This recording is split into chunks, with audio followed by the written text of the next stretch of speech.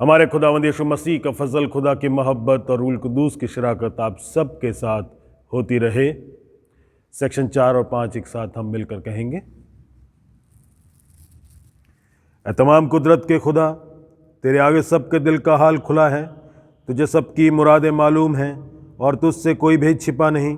अपने पाक रूह के असर से हमारे दिल के ख्यालों को पाक कर, ताकि हम तुझसे कामिल मोहब्बत रखें और लायक तौर पर तेरे पाक नाम की बढ़ाई करें, हमारे खुदावंद मसीह के वसीले से, आमीन।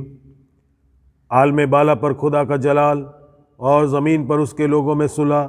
खुदावंद खुदा आसमानी बादशाह, तमाम कुदरत के खुदा बाप, हम तेरी परस्तिश करते, तेरा शुक्र करते और तेरे जलाल के लिए तेरी हम्द करते हैं। आए खुदावंद यीशु मसीह, बाप के इकलौते बेटे, आए खुदावंद खुदा के बर्रे, तू जो जहान का गुनाह उठा ले जाता है, हम पर रहम कर। तू बाप के दाहिने बैठा है, हमारी दुआ कबूल कर, क्योंकि ए यीशु मसीह, तू ही कुद्दूस है, तू ही खुदावंद है, तू ही पाकरू के साथ खुदा बाप के जलाल में आला है, आमीन। भजन संहिता 121। मैं अपनी आंखें पर्वतों की ओर लगाऊंगा, मुझे सहायता कहाँ से मिलेगी। मुझे सहायता यहोवा की ओर से मिलती है, जो आकाश और पृथ्वी का करता है। वह तेरे पाँव को टलने न देगा, तेरा रक्षक कभी ना ऊँघेगा। सुन, इस्राएल का रक्षक ना ऊँघेगा और ना सोएगा। यहोवा तेरा रक्षक है, यहोवा तेरी दाहिनी ओर तेरी आड़ है। ना तो दिन को धूप से और न रात को चांदनी से तेरी कुछ हानि होगी। यहोवा सारी विपत्ति से तेरी रक्षा करेगा, वह तेरे प्राण की रक्षा करेगा। यहोवा तेरे आने जाने में तेरी रक्षा अब से लेकर सदा तक करता रहेगा। ये परमेश्वर का वचन है। परमेश्वर का धन्यवाद हो, आमीन।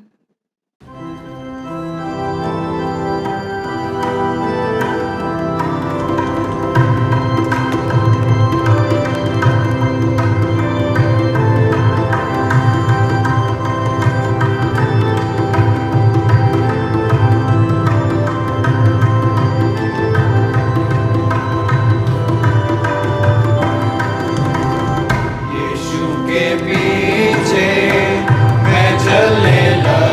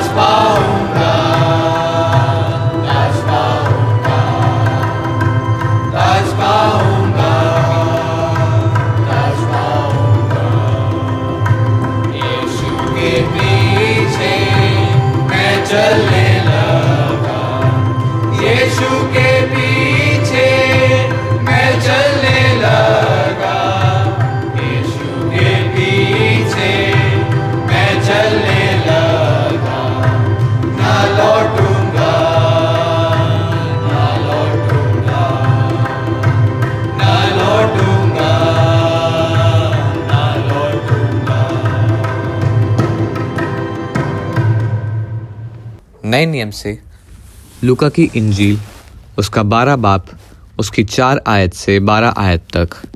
लूका 12 4 से 12। परंतु मैं तुमसे जो मेरे मित्र हो कहता हूँ कि जो शरीर को घात करते हैं परंतु उसके पीछे और कुछ नहीं कर सकते, उनसे मत डरो। मैं तुम्हें चिताता हूँ कि तुम्हें किससे डरना चाहिए।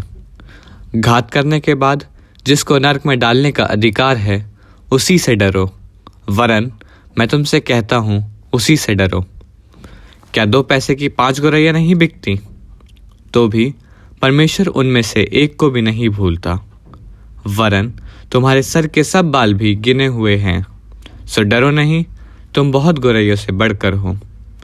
मैं तुमसे कहता हूँ, जो कोई मनुष्य के सामने मुझे मान लेगा, उसे मनुष्य का पुत्र भी परमेश्वर के स्वर्गदूतों के सामने मान लेगा। परंतु जो मनुष्य के सामने मुझे इनकार करे, उसका परमेश्वर के स्वर्गदूतों के सामने इनकार किया जाएगा। जो कोई मनुष्य के पुत्र में विरोध में कोई बातें कहे, उसका वो अपराध क्षमा किया जाएगा। परंतु जो पवित्र आत्मा की निंदा करे, उसका अपराध क्षमा ना किया जाएगा। जब लोग तुम्हें सभाओं और हाकिमों और अधिकारियों के सामने ले जाएं, तो चिंता ना करना कि हम किस रीति से या क्या उत्तर दें या क्या कहें, क्योंकि पवित्र आत्मा उसी घड़ी तुम्हें सिखा देगा कि क्या कहना चाहिए। ये मसीह की इंजील है। आइए हम प्रार्थना करें। प्यारे परमेश्वर, धन्यवाद करते हैं प्रभु इस सुंदर समय के लिए, इस स्थान के लिए और प्रभु इस अवसर के लिए जो आपने हमें दिया है, और आज के लिए जो वचन आज आपने हमारे लिए ठहराया है परमेश्वर, उसके लिए भी धन्यवाद करते हैं। आपसे मांगते हैं आत्मा के द्वारा हमारी अगुवाई करें कि आपके वचन को आपकी आत्मा में होकर सीख सकें, अपनी ज़िंदगियों में इसे इस्तेमाल कर सकें और परमेश्वर आपके लिए अपनी ज़िंदगियों को तैयार कर सके। खुदावंद यीशु मसीह के नाम से मांगते हैं, आमीन। भजन संहिता भजन 121। आज थोड़ी देर के लिए इस भजन के ऊपर गौर करेंगे। और जब हम बात भजन संहिता की करते हैं तो एक बात का जानना हम सब के लिए निहायत ही ज़रूरी है कि ये जो किताब है एक पोएटिक किताब है। ये गीत हैं जो परमेश्वर की आराधना, उसकी इबादत के लिए लिखे गए। इसलिए जब हम इसे पढ़ते हैं तो इस बात को याद रखें कि जब पोइट्री लिखी जाती है तो उसके अंदर बहुत से चीज़ों का इस्तेमाल किया जाता है, जैसे कि मेटाफर्स, सिमिलीज या बहुत सी ऐसी चीज़ें जिसमें हम बात करते हैं, किसी चीज़ को समझाने के लिए शब्दों का इस्तेमाल करते हैं ताकि उसके गहरे मायनों को और गहरे स्तर पर जाकर समझा जा सके। क्योंकि कई बार जब हम इस किताब को अगर व्यवस्था की किताब की तरह या भविष्यवाणी की किताब की तरह पढ़ने की कोशिश करेंगे, या हम इसको गॉस्पल, इंजील की तरह पढ़ने की कोशिश करेंगे, तो शायद हम कई बार कई जगह पर गलतियां कर सकते हैं।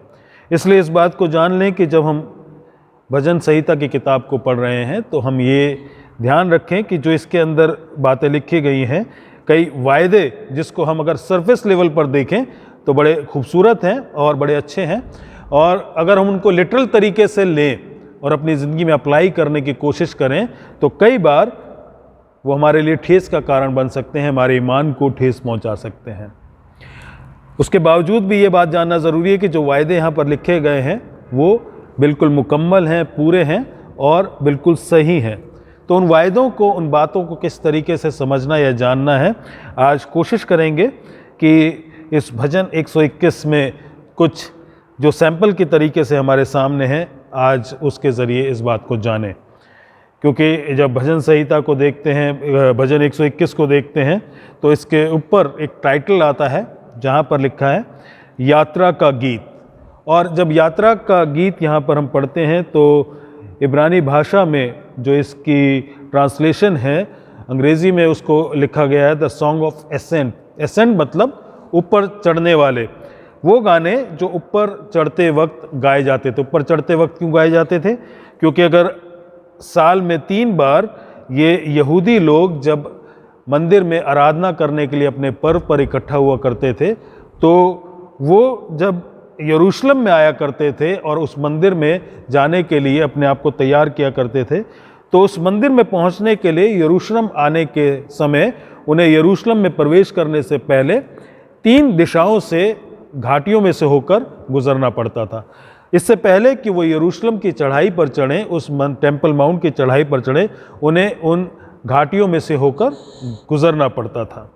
और ये बड़ा यूनिक एक्सपीरियंस हुआ करता था इन लोगों का, क्योंकि जो यहूदी लोग थे वो अलग अलग जगह से साल में 3 बार अपने पर्वों को मनाने के लिए इकट्ठा होते थे, ताकि परमेश्वर के मंदिर में जाकर वहाँ पर अपनी भेंटें चढ़ाएं और परमेश्वर के सामने शुक्रगुजारी करें और अपनी इबादत को खुदा के लिए करें।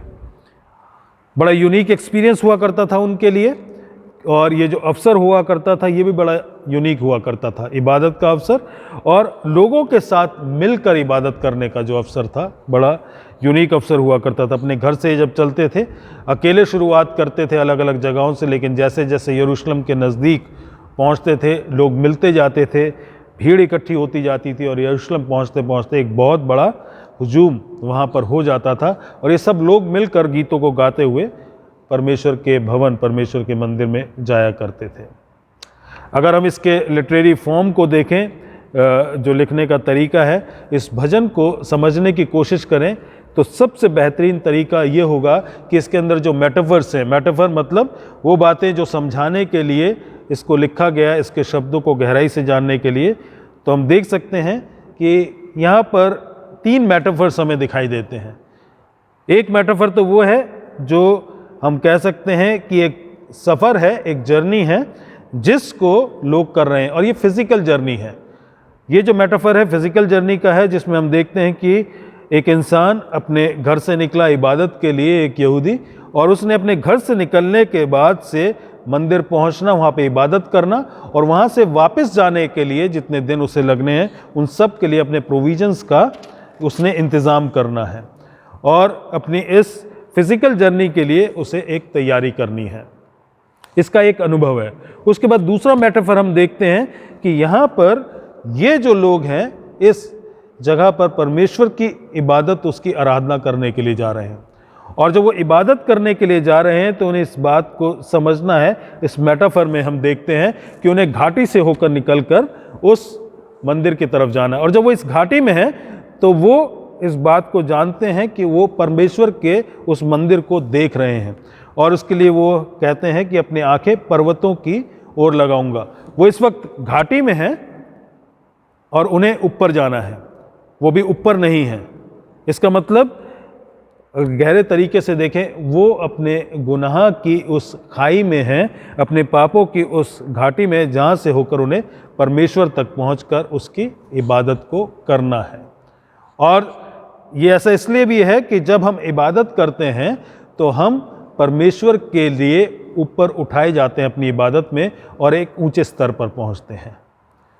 उसके बाद तीसरा मेटाफर जो हम यहाँ पर देख सकते हैं वो ऐसा है कि हमारी जो पूरी ज़िंदगी का सफ़र है, हमारी लाइफ लॉन्ग जर्नी जो है, उस सफ़र में हम किस तरीके से आगे बढ़ते हैं और जब हम आगे बढ़ते हैं हमारा एनकाउंटर, हमारा सामना खुदावंद यीशु मसीह से होता है, हम ईमान में आते हैं और प्रभु यीशु मसीह के द्वारा हम बचाए जाते हैं, हमें उद्धार मिलता है, हम छुड़ाए जाते हैं, तो हम उस सफ़र में आगे बढ़ते हैं। और जब हम उस सफ़र में आगे बढ़ते हैं तो हम परमेश्वर के उस पवित्रीकरण, उस सैंक्टिफिकेशन में आगे बढ़ते हैं और जब उस सैंक्टिफिकेशन में आगे बढ़ते हैं तो हम परमेश्वर के लिए ऊपर उठाए जाते हैं और उस जगह पर, जिसको हम सेलेस्टियल सिटी कह सकते हैं या स्वर्गीय स्थान कह सकते हैं, वहाँ पहुँचने की तैयारी को हम कर रहे हैं। एक सफ़र वो है और ये तीनों मेटाफर्स मिलकर हमें इस बात के लिए बताते हैं कि अलग अलग स्तर पे हमें इन बातों को कैसे समझना है। और इसके साथ हम कह सकते हैं ये जो सफ़र है आसान नहीं है, ये ख़तरों से भरा हुआ है, इसमें जोखिम है, चाहे वो फिज़िकल जर्नी की बात हो, चाहे वो हम इबादत करने की बात करें, क्योंकि जब हम इबादत करने की बात करते हैं तो हम परमेश्वर के भवन में जब आते हैं और उसके लिए, उसकी आराधना के लिए शब्दों का इस्तेमाल करते हैं तो हम जो बातें कहते हैं परमेश्वर के लिए वो सच्ची हैं, लेकिन जब अपने आप को देखते हैं उस आराधना में रखकर तो हम इस बात को जानते हैं कि हम जो परमेश्वर के पास आए हैं अपने स्वभाव के अनुसार, हम वो लोग हैं जिनके हाथ साफ नहीं हैं, जिनके दिल साफ नहीं हैं, जिनकी नज़रें साफ नहीं हैं। अगर हमारे शब्दों को देखा जाए तो हम झूठ भी बोलते हैं, अगर हमारे कामों को देखा जाए तो हम दूसरे का हक भी मारते हैं, हम एक किस्म से चोरी भी करते हैं। हमारी आंखों की बात की जाए तो हम अक्सर लस्ट में पड़ जाया करते हैं। और इन सारी चीज़ों में जब हम एक के बाद एक चीज़ को देखते हैं, उन चीज़ों को देखते हुए आगे बढ़ते हैं, तो हम समझ सकते हैं कि हम उस परमेश्वर के पास जाने की बात कर रहे हैं जो पवित्र है, और हम इस अवस्था में उसके सामने अगर हम जाएंगे तो हम इस लायक नहीं हैं। और इसके बाद तीसरे मेटाफर में जब आते हैं, तीसरा मेटाफर जो लाइफ लॉन्ग जर्नी का है, हमारे जीवन भर के सफ़र का है, उसकी बात करते हैं। तो उस सफ़र में जब हम आगे बढ़ते हैं, हम परमेश्वर के उस योजना में जब आगे बढ़ते हैं और हमारा सामना जब खुदावंद यीशु मसीह के उद्धार से होता है, हम पापों से मन फिराते हैं और उसके बाद आगे बढ़कर उस उद्धार को पाने के बाद जब पवित्रीकरण, उस सैंक्टिफिकेशन में आगे बढ़ते हैं, तो हम ये बात को जानते हैं कि जैसे जैसे हम आगे बढ़ रहे हैं, जैसे जैसे हमारे जिस्म की ताकत कम हो रही है, जैसे जैसे ये जो हमारी ज़िंदगी है ये फेड हो रही है, हम उस परमेश्वर के पास पहुंचने वाले हैं जिसका सामना हमें करना है और हम उसके लायक नहीं हैं। क्योंकि परमेश्वर के पास पहुंचकर उसका सामना करना ये इंसान की औकात से बाहर है। इसलिए हमें इन तीनों मेटाफर्स में देखना है कि ये जो सफ़र है ये आसान नहीं है, जोखिम से भरा हुआ है। और इस भजन के शब्दों को जब हम देखते हैं, शुरुआत में ही भजन का लिखने वाला कहता है, मैं अपनी आंखें पर्वतों की ओर लगाऊंगा, मुझे सहायता कहाँ से मिलेगी। उसकी नज़रें परमेश्वर की ओर हैं, उसकी नज़रें अपनी सहायता की ओर लगी हुई हैं। वो भी खाई में है, वो जानता है कि उसे मदद की ज़रूरत है उस जगह तक पहुंचने के लिए। और इसलिए जब इस मदद की वो बात करता है, तो पहला जो सबसे अहम हिस्सा है अगर हम उसको जानें, तो वो ये है कि जिस मदद की बात की गई है वो कहाँ से मिलती है। लिखा है, मुझे सहायता कहाँ से मिलेगी, मुझे सहायता यहोवा से की ओर से मिलती है। पहली चीज़ जो सहायता है वो परमेश्वर की ओर से है, लेकिन उससे अहम चीज़ जो है वो ये है कि खुद यहोवा हमारी सहायता है। और जब हम इस बात को समझ लेते हैं कि परमेश्वर यहोवा हमारी सहायता है, परमेश्वर हमारी सहायता है, तो हम कह सकते हैं God is for us, he is with us, he is not against us. परमेश्वर हमारी ओर है, वो हमारे खिलाफ नहीं है। और हम इस बात को कहते हैं, हाँ परमेश्वर हमारी ओर है, हालेलुया, बड़ी सही बात है। लेकिन क्या सही मायनों में हम इस बात को अपनी ज़िंदगियों में अप्लाई करते हैं? क्योंकि जब हम कहते हैं परमेश्वर हमारी ओर है, इसका मतलब है हम परमेश्वर की हर एक बात को अपनी ज़िंदगी में सही तरीके से ग्रहण करते हैं। जब इबादत के लिए भी हम आते हैं तो क्या हम इस बात को मानते हैं कि परमेश्वर हमारी ओर है? क्योंकि अगर हम जब घर से निकलते हैं और घर से निकलने के लिए तैयारी करते हैं और हमें लगता है कि हमारी ज़िंदगी में उस दिन हमारे बच्चे भी सोकर भी नहीं उठे और इबादत का वक्त बड़ा नज़दीक आ गया, तो हम क्या कहते हैं कि परमेश्वर तेरा धन्यवाद हो, ये जो अड़चन आई है बड़ी अच्छी है, बड़ी खूबसूरत है कि हम इबादत के लिए लेट हो रहे हैं।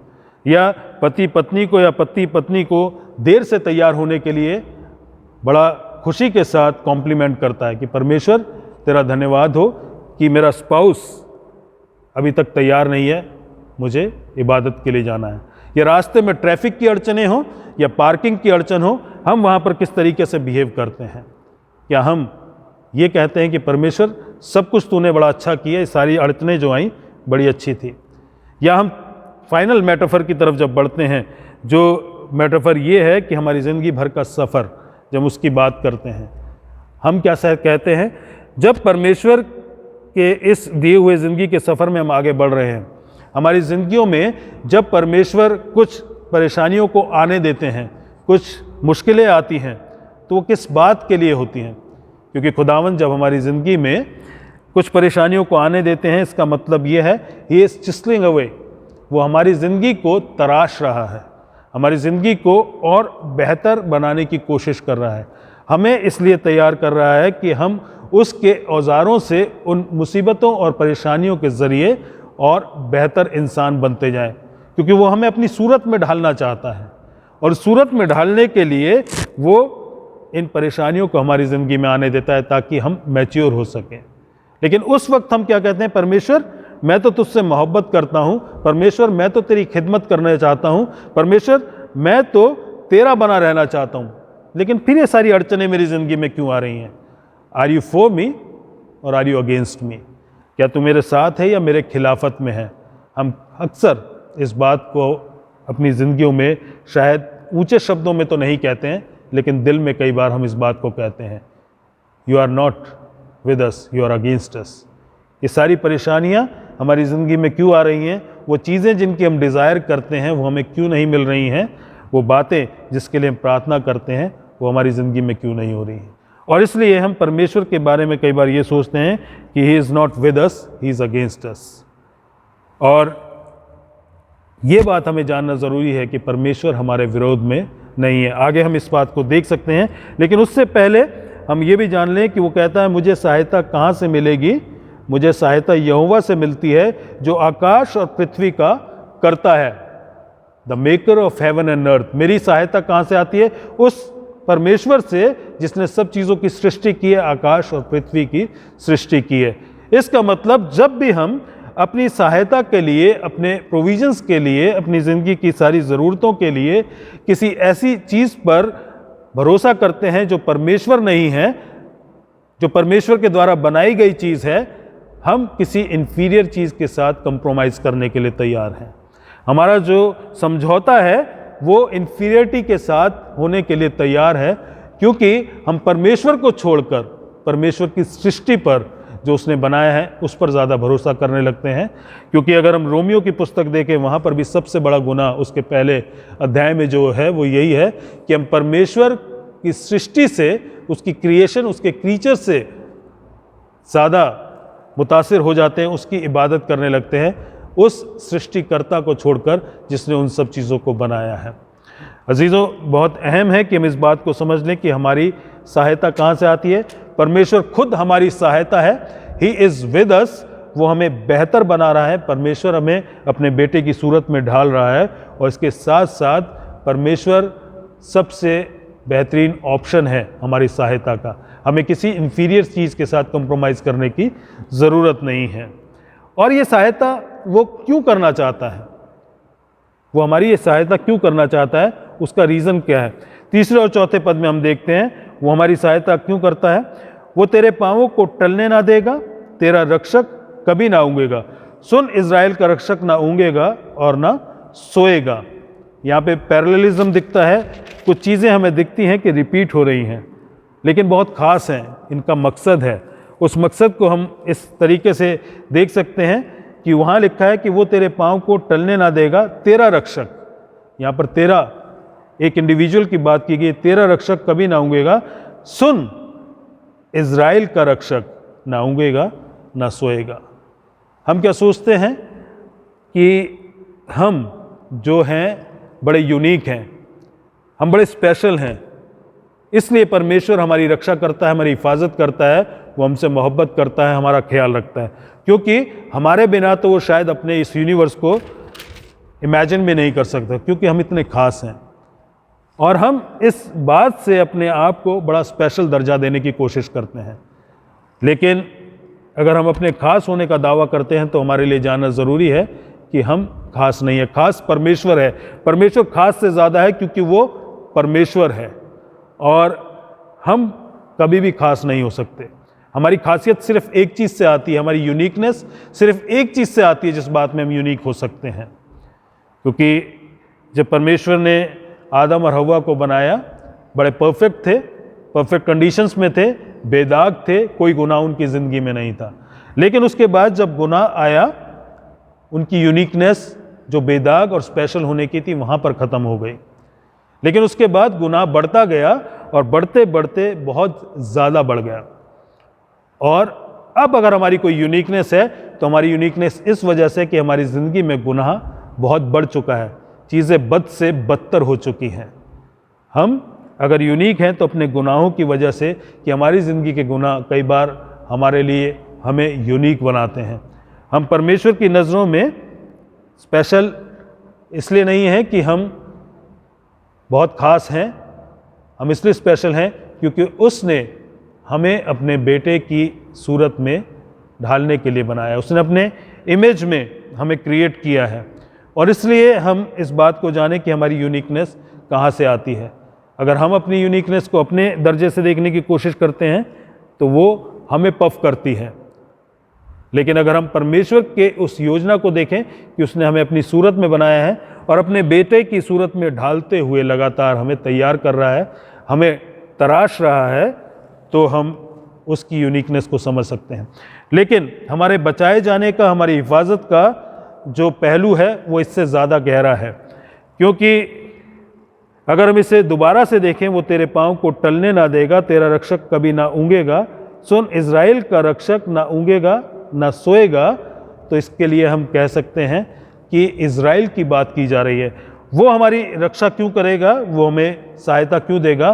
क्योंकि हम एक कॉवेनेंट कम्युनिटी, एक उस समुदाय का हिस्सा हैं, वो चुनी हुई कौम है जिसके साथ परमेश्वर ने वाचा बांधी है। और उस कौम का जो पैर है वो फिसलने वाला नहीं है, वो परमेश्वर संभालेगा। और उसको किस तरीके से संभालेगा? अगर हम इस बात को समझने की कोशिश करें, भजन संहिता उसके 66वें अध्याय उसके 8वें और 9वें पद को देखते हैं तो वहाँ पर लिखा है, वही फीलिंग है, वही शब्द हैं। हे देश देश के लोगों, हमारे परमेश्वर को धन्य कहो और उसकी स्तुति में राग उठाओ, जो हमको जीवित रखता है और हमारे पाँवों को टलने नहीं देता। और उसके बाद अगर हम भजन संहिता उसके 73 अध्याय में जाते हैं, 73 साम में जाते हैं, तो वहाँ पर लिखा है, सचमुच इज़राइल के लिए अर्थात शुद्ध मन वालों के लिए परमेश्वर भला है। यहाँ पर वो स्पेसिफिकली कह रहा है इज़राइल के लिए, इज़राइल के लिए। वहाँ पर वो इंडिविजुअल की बात नहीं कर रहा है। सचमुच इज़राइल के लिए अर्थात शुद्ध मन वालों के लिए परमेश्वर भला है। मेरा डग तो उखड़ना चाहते थे, मेरे पैर फिसलना चाहते थे, और मेरे डग फिसलने पर ही थे, क्योंकि जब मैं दुष्टों का कुशल देखता था तब उन घमंडियों के विषय में डाह करता था। और इसके बाद 23वें पद से आगे वो कहता है, तो भी मैं निरंतर तेरे संग ही था, तूने मेरे दाहिने हाथ को पकड़े रखा, तू सम्मति देता हुआ, अपनी काउंसल देता हुआ मेरी अगुवाई करेगा, और तब मेरी महिमा करके मुझको अपने पास रखेगा। स्वर्ग में मेरा कौन है? तेरे संग रहते हुए मैं पृथ्वी पर और कुछ नहीं चाहता। ये परमेश्वर की ओर से आश्वासन है, जिसे भविष्य भजन का लिखने वाला इस बात को इन शब्दों में दोहराता है कि वो उसके पैरों को फिसलने से रोकता है, क्योंकि वो उसके साथ बना रहता है। और इसलिए क्योंकि वो एक कौम से है, एक ऐसी कौम से है जिसको इज़राइल कहा जाता है। और जो ये इज़राइल की कौम है उसको परमेश्वर ने चुना है, उसके साथ वाचा बांधी है, और इसको वो शब्दों के साथ जोड़ता भी है। क्योंकि अगर हम निर्गमन की पुस्तक उसका 3रा अध्याय और उसके 15वें पद में देखें तो वहाँ लिखा है, फिर परमेश्वर ने मूसा से ये भी कहा, तो इज़राइलियों से ये कहना, तुम्हारे पितरों का परमेश्वर अर्थात अब्राहम का परमेश्वर, इज़ाक का परमेश्वर और याकूब का परमेश्वर यहोवा, उसी ने मुझको तुम्हारे पास भेजा है। और 16वें पद में इसको दोबारा से रिपीट करता है। वहाँ पर कहता है, इसलिए अब जाकर इज़राइली पुनरियों को इकट्ठा कर उनसे कह, तुम्हारे पितरों अब्राहम, इज़हाक और याकूब के परमेश्वर ने मुझे दर्शन देकर ये कहा है।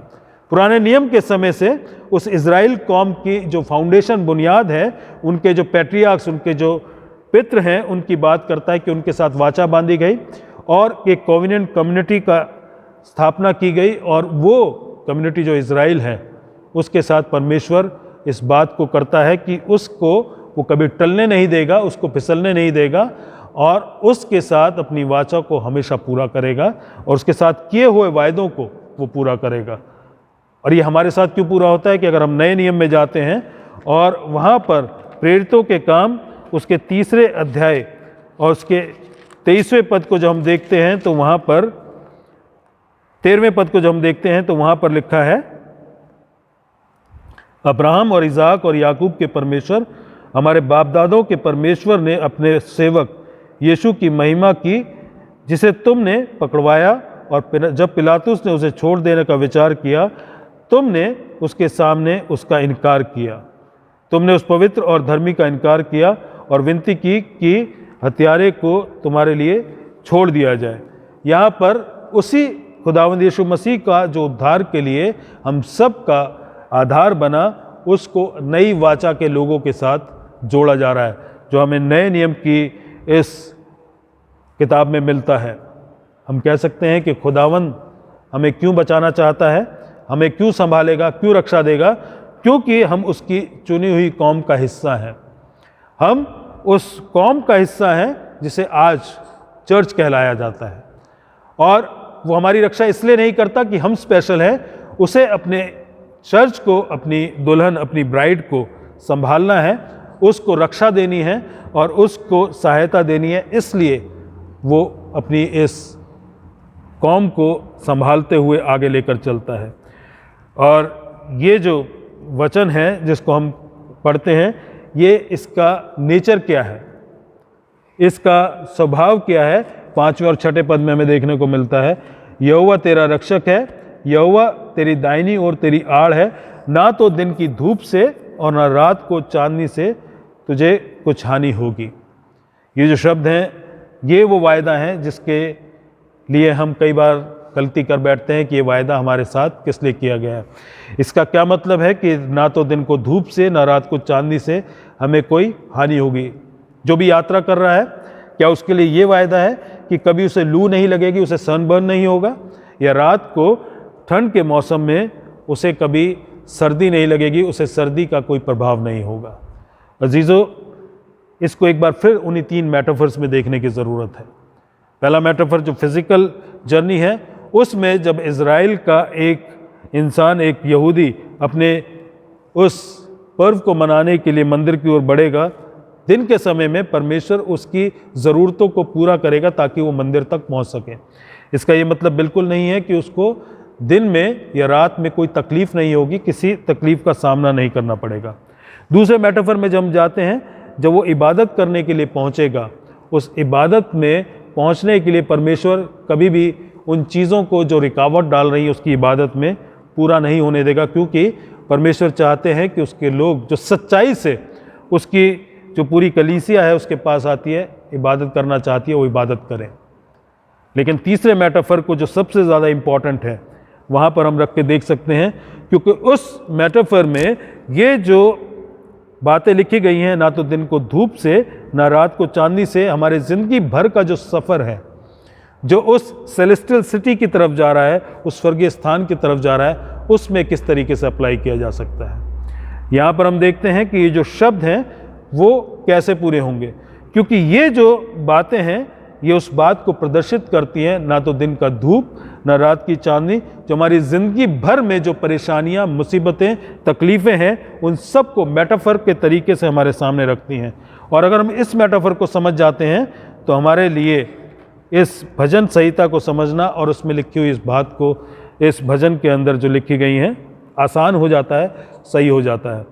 क्योंकि रोमियो की पुस्तक उसके 8वें अध्याय में जब हम जाते हैं तो वहाँ पर बिल्कुल ऐसे ही शब्द लिखे गए हैं, वही फीलिंग के साथ इन शब्दों को लिखा गया है। रोमियो की किताब 8वां अध्याय और उसके 31वें पद से आगे हम देखते हैं, यहाँ लिखा है, अतः हम इन बातों के विषय में क्या कहें, यदि परमेश्वर हमारी ओर है, यदि परमेश्वर हमारी ओर है, if he is with us, तो हमारा विरोधी कौन हो सकता है। जिसने अपने निज पुत्र को भी ना रख छोड़ा, परंतु उसे हम सब के लिए दे दिया, और वो उसके साथ हमें और सब कुछ क्यों नहीं देगा।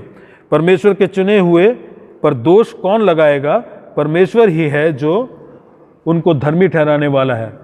फिर कौन है जो दंड की आज्ञा देगा, मसीह ही है जो मर गया वरन मुर्दों में से जी उठा और परमेश्वर के दाहिनी ओर है और हमारे लिए निवेदन करता है। वो हमारे लिए इंटरसीड कर रहा है। He is our ever present help. वो अभी भी हमारी मदद कर रहा है क्योंकि वो हमारे लिए इंटरसीड कर रहा है। कौन है जो मसीह के प्रेम से हमें अलग करेगा? क्या क्लेश, क्या संकट, या उपद्रव, या अकाल, या नंगाई, या जोखिम, या तलवार?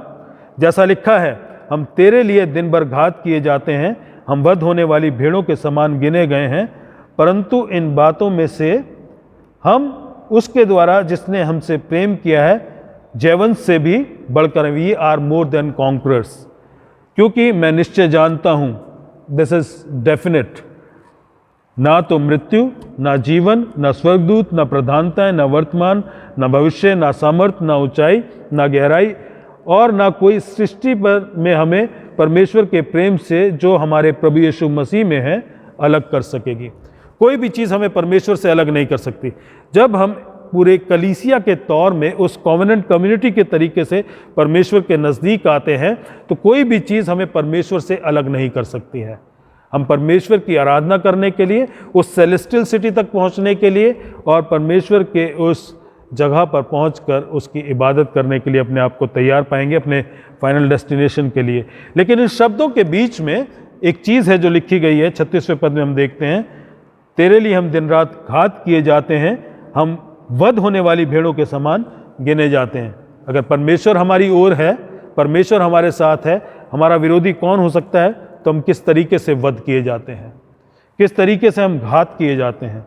अजीज़ों, हम अपनी रोज़मर्रा की ज़िंदगी में जब आगे बढ़ते हैं, बहुत सी परेशानियां, बहुत सी तकलीफ़ें, बहुत सी मुसीबतें, बहुत सा सताव जो हमारी ज़िंदगी में आता है, वो इन बातों को बताता है कि जब हम कलीसिया की सूरत में एक चुनी हुई कम्युनिटी, एक ऐसी समुदाय के सूरत में आगे बढ़ते हैं तो बहुत सी परेशानियों का सामना करना पड़ता है।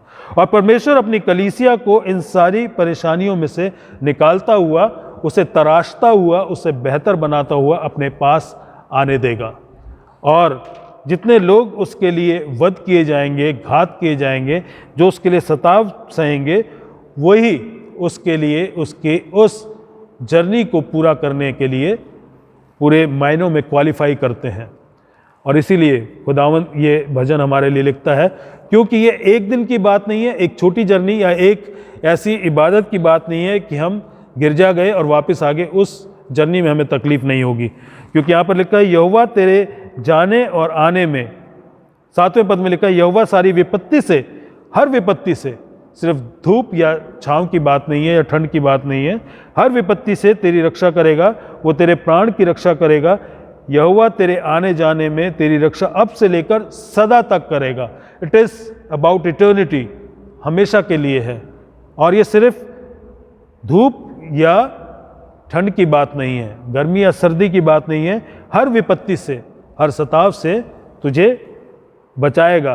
कोई भी चीज़ तुझे परमेश्वर के बेटे के उस प्रेम से अलग नहीं कर सकेगी, चाहे वो कितनी भी फोर्स के साथ तेरी ज़िंदगी में क्यों ना आए। अजीज़ों, हमें इस बात को समझना है कि हमें इस भजन को जब लिटरल तरीके से लेने की हम कोशिश करते हैं तो हम गलती करते हैं, क्योंकि हम बड़े टेम्पोरल तरीके से, बड़े अस्थाई तरीके से अपनी ज़िंदगी में कंफर्ट चाहते हैं, जबकि परमेश्वर हमेशा इटर्निटी के लिए हमेशा का इत्मीनान, तसल्ली देना मांगता है। और हम इस इत्मीनान, इस तसल्ली को तब पा सकते हैं जब हम इंडिविजुअलिटी को छोड़कर एक कलीसिया का हिस्सा बनकर उस कलीसिया के साथ आगे बढ़ने की कोशिश करते हैं। ये पूरी कलीसिया की बात है, एक कॉवेनेंट कम्युनिटी की बात है, ये यीशु मसीह के जिस्म की बात है, क्योंकि चर्च को यीशु मसीह का जिस्म कहा गया है। उस जिस्म को, उस कलीसिया को, उस बॉडी को संभालने की बात यहाँ पर की गई है कि वो जिस्म, उसमें आप इंडिविजुअल तरीके से जब अपनी ज़िंदगी को जीते हैं, जब इस बात को जान लेते हैं कि आप स्पेशल इसलिए नहीं है क्योंकि आप में कुछ खासियत है, आप स्पेशल इसलिए हैं क्योंकि परमेश्वर ने अनुग्रह कर आपको अपनी सूरत में बनाया, और उस सूरत को जब पाप ने खराब किया तो एक बार फिर से वो आपको तराशते हुए एक बार फिर से उस सूरत में डालना चाहता है, ताकि आप उसके बेटे की सूरत में ढलकर एक बार फिर से तैयार किए जा सकें।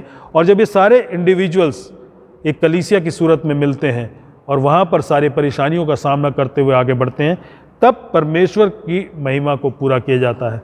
तब हमेशा के लिए उस रक्षा को हम देख सकते हैं जो परमेश्वर अपनी कलीसिया को देता है।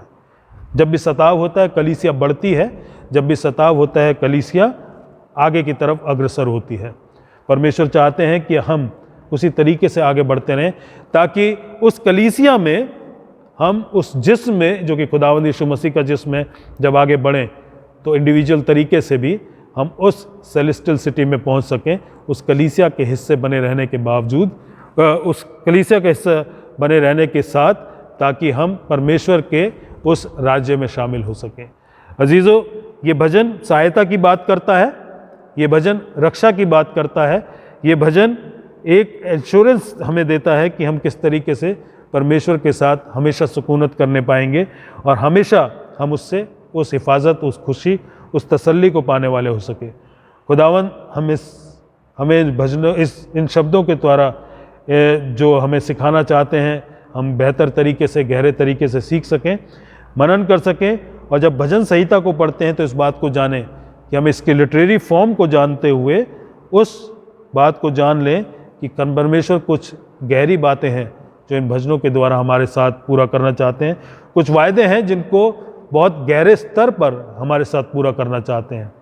हम लिटरेरी तरीके से लेकर उस गलती में ना पड़ें कि बहुत टेम्पोरल तरीके से, बहुत अस्थायी तरीके से उन वायदों को लें और अपनी ज़िंदगी को आसान बनाने की कोशिश करें।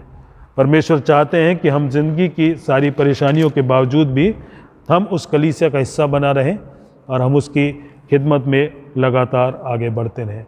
परमेश्वर इन वचनों के द्वारा हम सबको आशीषित करें। आइए हम प्रार्थना करें। खुदावन शुक्रगुजार हैं कि आपने हमें वचन दिया है, वचन को समझने के लिए पवित्र आत्मा का दान भी दिया है। और परमेश्वर आप चाहते हैं कि हम आपके वचनों को सही तरीके से समझने वाले हो सकें। प्रभु हमारी सहायता करें, मदद करें और परमेश्वर होने दें कि हम अपने जीवन से आपको वो सच्ची महिमा दे सकें जिसके लिए आपने हमारी सृष्टि की है। प्रभु हमारी सहायता करें और हम अपनी नज़रें हम आपके ऊपर लगाए रखें और परमेश्वर हम आपसे लगातार सहायता पा सकें। खुदावंद यीशु मसीह के नाम से मांगते हैं, आमीन।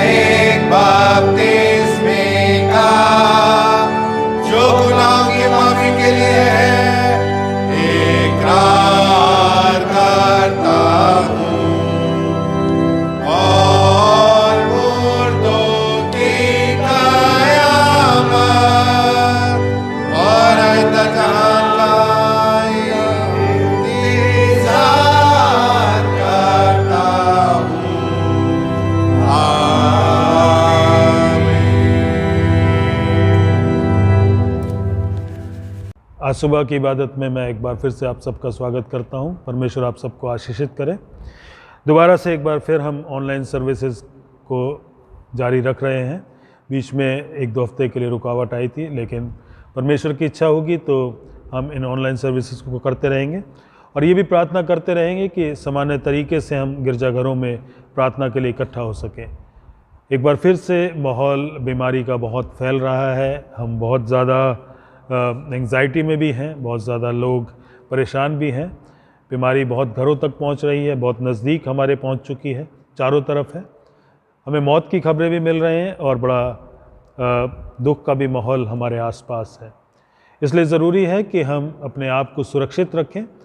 हम बहुत ज़िम्मेदार कम्युनिटी की तरह, इंडिविजुअल्स की तरह बिहेव करें और हम इस बात का भी ध्यान रखें कि हम खुद भी सुरक्षित रहें और दूसरों के लिए भी हम सुरक्षा का कारण बन सकें, किसी के लिए हम नुकसान का बायस ना बने। हम कई बार इस बात के लिए ध्यान नहीं देते कि शायद हम ठीक हैं तो हमारे से किसी को नुकसान नहीं होगा, लेकिन कई बार होता है कि हम हो सकता है कि इस इन्फेक्शन के, इस वायरस के कैरियर हों और दूसरों को नुकसान पहुंचा सकें। तो इसलिए ज़रूरी है कि हम खुद भी सुरक्षित रहें और दूसरों को भी सुरक्षित रखें। और जब तक दोबारा से एक बार फिर से हम चर्चेज़ में इकट्ठा होकर आराधना नहीं करते, हम लगातार ऑनलाइन सर्विसेज में मिलते रहेंगे और हम इस बात का भी ध्यान रखेंगे कि जब हम दोबारा से चर्चेज़ में इबादत के लिए मिलते हैं तो बड़े सावधानी के साथ, बड़े एहतियात के साथ मिलें ताकि हम बहुत सुरक्षित रह सकें और इस वायरस से लड़ सकें, इसका सामना कर सकें। और सबसे बड़ा ज़रिया जो हमारे पास परमेश्वर ने दिया है वो है प्रार्थना का। हम बीमारों को याद रखें, हम उन घरों को याद रखें जिनमें हमें ऐसी खबरें मिली जहाँ पर परमेश्वर में लोग सो गए, उन घरों को भी याद रखें, उन परिवारों को भी याद रखें, मेडिकल स्टाफ को भी याद रखें और उन लोगों को भी जो फ्रंट लाइन वॉरियर्स हैं या अलग अलग तरीके से लोगों की ज़रूरतों को पूरा कर रहे हैं, प्रार्थनाओं में याद रखें। आइए हम प्रार्थना करें। हमारे प्रभु, हमारे पिता, हमारे परमेश्वर, धन्यवाद करते हैं प्रभु आपके उस बड़े अनुग्रह के लिए जो आपने हम सब पर किया है कि अब तक हम सुरक्षित हैं। प्रभु आपसे मांगते हैं कि आपकी सुरक्षा हमारे साथ बनी रहे, लेकिन ख़ास तौर से हम इस वक्त उन लोगों के लिए प्रार्थना करना चाहते हैं प्रभु जो बीमार हैं और ख़ास तौर से कोविड से बीमार हैं। परमेश्वर, हम उनको आपकी उपस्थिति में लेकर आते हैं। परमेश्वर, आप उनको अपने शिफा भरे हाथों में लें प्रभु। नाम बनाम सबको आपके सामने रखते हैं। लिस्ट बहुत लंबी है खुदावंद, लेकिन आप हर एक बीमार को जानते हैं, उसके हालात को जानते हैं, उसकी ज़रूरत को जानते हैं। प्रभु, अपने रहम भरे हाथों को, शिफा भरे हाथों को, चंगाई भरे हाथों को बढ़ाएं, उन्हें छुएं और चंगाई दें प्रभु। प्रभु, हम आपके सामने हैं। हम जानते हैं कि हम सिर्फ़ और सिर्फ आप पर निर्भर हैं और सिर्फ आप ही हैं जो इस सहायता को हमें दे सकते हैं। प्रभु, आपसे मांगते हैं हर बीमार को छुएं और खुदावंद हर बीमार को चंगाई दें जो खुदावंद इस बीमारी से मुब्तला है। खुदावंद, आपसे मांगते हैं ख़ास तौर से उन लोगों के लिए जो आपके दास हैं, जो आपकी कलीसियाओं के अगुवे हैं, पास्टर्स हैं, अलग अलग जगहों पर बीमार हैं। परमेश्वर, उनको संभालें ताकि खुदावंद वो चंगे हो और अपनी भीड़ों के लिए, उन लोगों के लिए, कलीसिया के उन लोगों के लिए प्रार्थना करते रहें, उनकी चंगाई के लिए प्रार्थना करते रहें ताकि खुदावंद आपके लोग, आपकी कौम, आपके सारे चुने हुए लोग खुदावंद चंगे रह सकें। परमेश्वर, आप अपने रहम को बढ़ाएं। खुदावंद सहायता करें और उन लोगों को भी खुदावंद जो उनका ख्याल रखते हैं, तीमारदारी करते हैं, उनकी सेवा टहल करते हैं, आपके हाथों में सौंपते हैं। प्रभु, आप उनकी भी सहायता और मदद करें। परमेश्वर, आपसे मांगते हैं कि आपका अनुग्रह उन लोगों पर भी हो जो डॉक्टर्स हैं, नर्सेस हैं, पैरामेडिक्स हैं या परमेश्वर किसी भी तरीके से इन बीमारों के लिए खुदावंद अपनी खिदमत को देते हैं। खुदावंद, आप सबके साथ हों, सबकी सहायता करें, सबको सुरक्षित रखें और खुदावंद सबको चंगाई में बनाए रखें। खुदावंद यीशु मसीह के नाम से मांगते हैं, आमीन।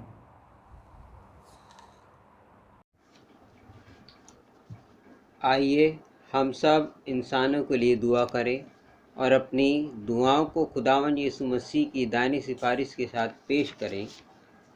आए आसमानी बाप, हम तुझसे दुआ करते हैं कि सारे जहान में इंसाफ और सुलह कायम हो। और हर इंसान बहुतायत से ज़िंदगी पाए। आए रहीम खुदावन, हमारी दुआ सुन। उन सब के लिए जो इस शहर में बसते हैं और उन तमाम बातों को दूर करने के लिए भी जो एक दूसरे में फूट और झगड़े पैदा करती हैं, ताकि हमारे मुल्क में सच्ची एकता और मेल मिलाप की तरक्की हो। आए रहीम खुदावन, हमारी दुआ सुन। उन सब के लिए जो खेती बाड़ी, उद्योग धंधे या व्यापार में लगे हुए हैं, सब मज़दूरों और कारीगरों के लिए, और उन सारे लोगों के लिए भी जो हमारी ज़रूरतों को पूरा करते हैं। आए रहीम खुदावन, हमारी दुआ सुन। तमाम उस्तादों, पढ़ने वालों, साइंसदानों, लेखकों, हुनरमंदों और उन सब के लिए भी जो दूसरे लोगों के दिलो दिमाग पर असर डालते हैं। आए रहीम खुदावन, हमारी दुआ सुन। उन सब के लिए जो दुख या तकलीफ़ उठा रहे हैं, बेरोज़गार हैं, गरीब और भूखे हैं, मुहताज या कुचले हुए हैं, जो बीमार या मरने के करीब है। ख़ास तौर से हम प्रार्थना करते हैं कोरोना वायरस के लिए कि खुदावन इस बीमारी को जल्द से जल्द ख़त्म करे और सब स्वस्थ हो जाएं और खुदावन को धन्यवाद देने वाले हो सकें। और उन सब के लिए भी जो उनकी मदद करते हैं। आए रहीम खुदावन, हमारी दुआ सुन। उन सब के लिए जिन्हें इस मुल्क और दूसरे मुल्कों में इख्तियार दिया गया है, खासकर हमारे राष्ट्रपति रामनाथ कोविंद, प्रधानमंत्री नरेंद्र मोदी, इस सूबा के गवर्नर अनिल बैजल और मुख्यमंत्री अरविंद केजरीवाल, चीफ जस्टिस शरद बोबडे, और उन सब के लिए भी जो किसी भी तरह का इख्तियार रखते हैं। आए रहीम खुदावन, हमारी दुआ सुन। सब मसीही लोगों की एकता और मेल मिलाप के लिए और दुनिया में उनके मुनासिब तौर से गवाही देने और खिदमत करने के लिए। आए रहीम खुदावन, हमारी दुआ सुन। इस मुल्क में तेरी तमाम कलीसिया के लिए, उसकी कौंसिलों और रहनुमाओं के लिए, खासकर हमारे मॉडरेटर पीसी सिंह, दक्षिण भारत की कलीसिया के मॉडरेटर ए धर्मराज और मार्थोमा कलीसिया के मेट्रोपॉलिटन, हमारे बिशप वारिस मसीह और तेरी कलीसिया के तमाम दीगर खादिमों के लिए, ख़ास तौर से हमारे पासवान रेवरेंड जेकब जेम्स और डीकन जोएल लाजर के लिए कि वे अपनी खिदमत को वफादारी से बजा लाएं। आए रहीम खुदावन, हमारी दुआ सुन।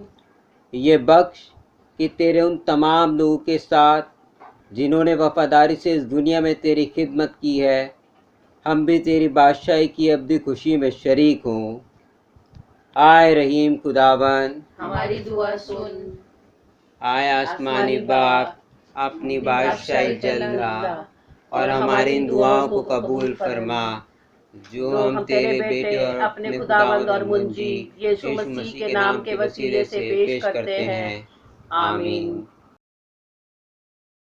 आए अजीजो, हमारे खुदावन यीशु मसीह ने फरमाया, खुदावन हमारा खुदा एक ही खुदावन है।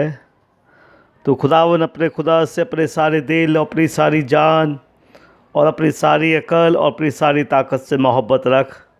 पहला हुक्म यही है। दूसरा यह है कि तो अपने पड़ोसी से अपने बराबर मोहब्बत रख।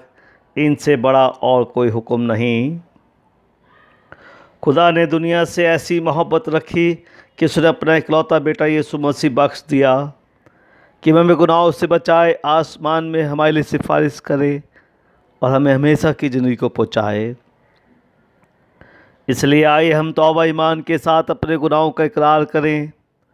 हम खुदा के फजल से उसके हुक्मों को मानने का और सब लोगों के साथ मेल और मोहब्बत से रहने का पक्का इरादा करें। आए तमाम कुदरत के खुदा, हमारे आसमानी बाप, हमने ख्याल, कौल और फ़ेल से और अपने ही साथियों के ख़िलाफ़ गुनाह किया है। हमने अपनी नादानी और कमजोरी के बाइस और जानबूझकर भी बुराई की है और भलाई करने में नाकामयाब रहे हैं। इन सब के लिए हम निहायत गमगीन हैं और तौबा करते हैं। तेरे बेटे यीशु मसीह ने हमारे लिए अपनी जान कुर्बान की है, उसी की खातिर हमसे जो कुछ हुआ है माफ़ फरमा और ये बख्श कि हम आगे को नई ज़िंदगी में तेरी खिदमत बजलाएँ, ताकि तेरे पाक नाम का जलाल जाहिर हो। आमीन। तमाम कुदरत का खुदा उन सब को माफ़ करता है जो अपने साथियों को माफ़ करते और सच्चे दिल से तौबा करते हैं। वो हम पर रहम करे, हमारे सब गुनाहों को बख्शे और उनसे हमको रिहाई दे। हर तरह की नेकी में हमको मुस्तकम मजबूत करे और हमें हमेशा की ज़िंदगी में कायम रखें, हमारे खुदावंद यीशु मसीह के वसीले से। आमीन। ये वक्त होगा कि हम खुदा के इत्मीनान को एक दूसरे के साथ बांटेंगे। हम मिलकर मसीह का बदन हैं। हम सब ने एक ही रूह के वसीले एक बदन होने के लिए बपतिस्मा लिया, पर हम उन बातों के तालिब रहें जिनसे मेल मिलाप और बाहमी तरक्की हो। खुदावंद का इत्मीनान हमेशा आपके साथ हो। हम प्रभु की प्रार्थना एक साथ करेंगे।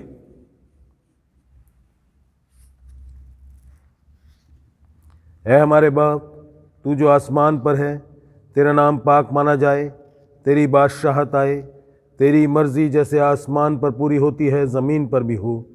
हमारी रोज़ की रोटी आज हमें दे, हमारे कसूरों को मुआफ़ कर कि हम भी अपने कसूरवारों को मुआफ़ करते हैं। हमें आजमाइश में ना पड़ने दे, बल्कि बुराई से बचा, क्योंकि बादशाही और कुदरत और जलाल अब तक तेरा ही है।